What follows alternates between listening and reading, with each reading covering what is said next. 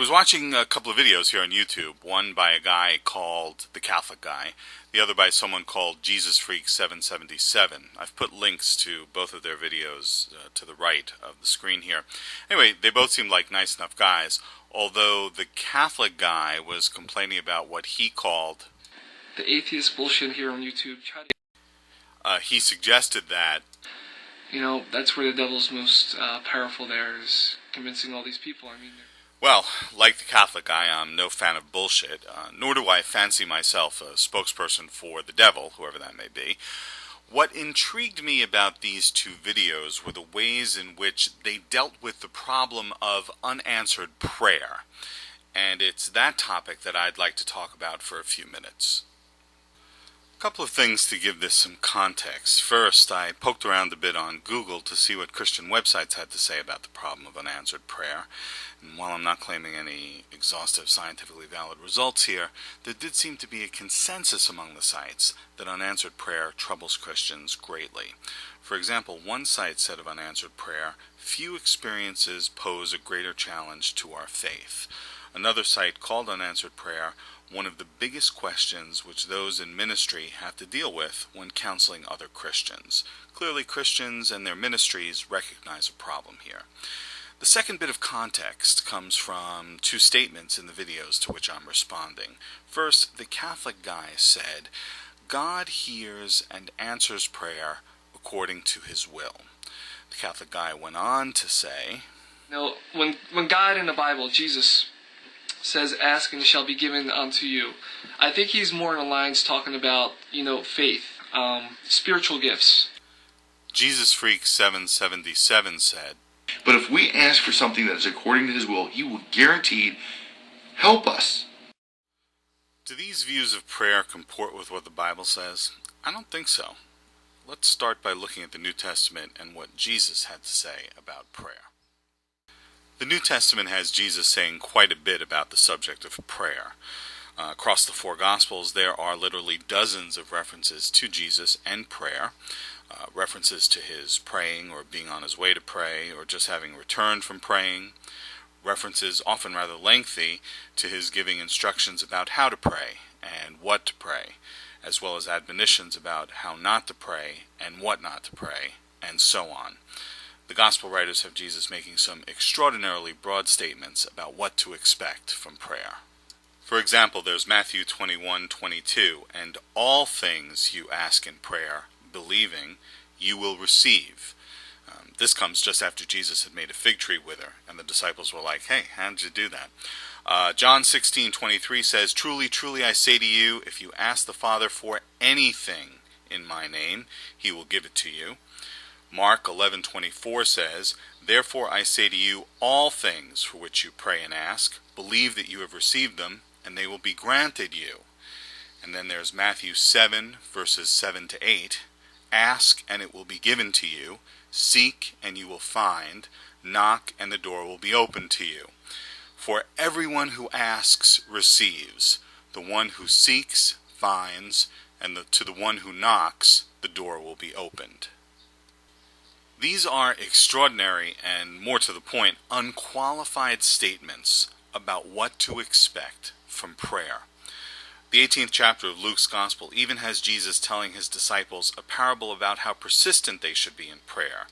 Jesus uses an example of a woman who pleads with a judge who doesn't listen to her initially. Jesus pretty much says people should nag God, because if they do, God will eventually give them what they request. Again and again, Jesus uses broad, unqualified language with respect to prayer. Ask the Father for anything, he will give it to you. All things you ask in prayer, you will receive. Everyone who asks receives. All things for which you pray, they will be granted you.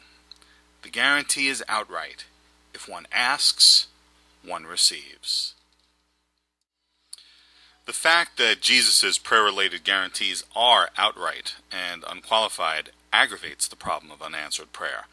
As one Christian ministry's website put it, the problem wouldn't be so vexing if the biblical promises about prayer weren't so numerous and explicit. The only place in the Gospels where Jesus talks about God's will as a limitation on prayer is when he prays for himself prior to his arrest. The story is a familiar one told in each of the synoptic Gospels. Mark's Gospel has it this way, "And Jesus said, Abba, Father, all things are possible for you. Take this cup from me. Nevertheless, not what I will, but what you will." A little later in the story, though, Jesus makes a fascinating statement that's quite in keeping with his "if one asks, one receives" approach to prayer. As he's being arrested, one of Jesus' disciples draws a sword and injures a member of the arresting party. Jesus scolds him for doing this and says, "Don't you know that I could ask my Father, and right away he would send me 12 armies of angels?" There's an old Christian hymn celebrating this passage. It's entitled 10,000 Angels. The refrain goes, "He could have called 10,000 angels to destroy the world and set him free. He could have called 10,000 angels, but he died alone for you and me." The passage's clear implication is that Jesus not only could have asked God to intervene to prevent his being arrested and executed, but also that if Jesus had asked, God would have granted the request. The significance of this for the claim that God answers prayers only according to his will cannot be exaggerated. The scriptures are replete with references to it being God's will that Jesus die, that it was necessary for Jesus to die. Despite all of this, though, Jesus says, "I could ask my Father, and right away he would send me more than 12 armies of angels. If one asks, one receives." It's no wonder believers are disappointed in real life. Jesus says, "Ask the Father for anything and you'll get it," but things don't happen that way. Prayers go unanswered, or the opposite of what one requests ends up happening. Two mothers, both believers, pray for their gravely ill children.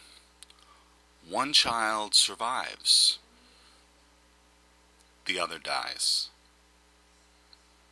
It seems one can't take Jesus seriously when it comes to asking God for anything. The promise dies the death of 1,000 qualifications.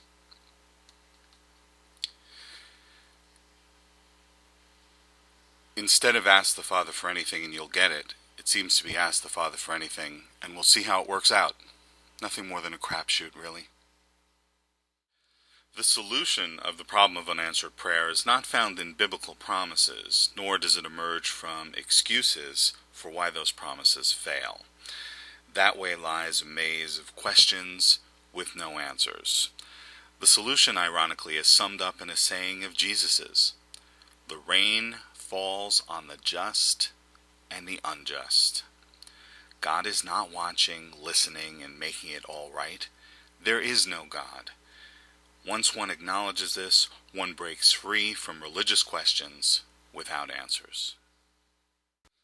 Life happens with its pluses and minuses, its high points and low points, and everything in between.